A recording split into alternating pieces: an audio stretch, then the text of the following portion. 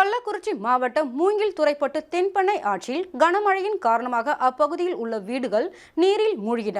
கள்ளக்குறிச்சி மாவட்டத்தில் பெஞ்சல் புயலால் விடிய விடிய கொட்டிய கனமழையால் வானாபுரம் வட்டம் மூங்கில் துறை பட்டு தென்பெண்ணை ஆற்றில் பேருந்து செல்லும் பாலத்தின் மிக அருகில் அதிக அளவில் பாலத்தை மூழ்கடிக்கும் அளவில் தண்ணீர் ஆர்ப்பரித்து செல்கிறது. மேலும் ஆற்றங்கரையோரம் உள்ள அப்பகுதி மக்களின் வீடுகள் அனைத்தும் பெரும் வெள்ளத்தால் நீரில் மூழ்கியது. அங்கு வசித்து வந்த மக்களை அப்பகுதியில் உள்ள தனியார் திருமண மண்டபத்தில் தங்க வைத்து அவர்களுக்கு உணவு உடைகளை ரிஷிவந்தியம் சட்டமன்ற உறுப்பினர் வசந்தம் கார்த்திகேயன் வழங்கினார்.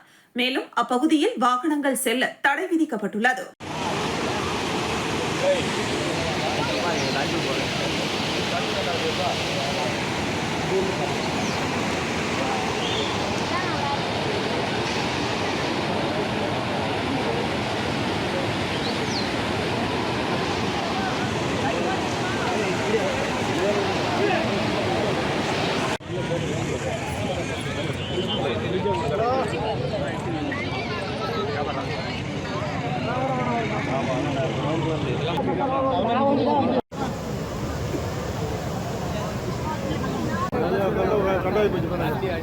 கட்டாயிடுச்சுங்களா? மாலுமே பைப்பெல்லாம் கிளப்பிச்சு சென்டரில் உடஞ்சி அந்த பைப்லாம்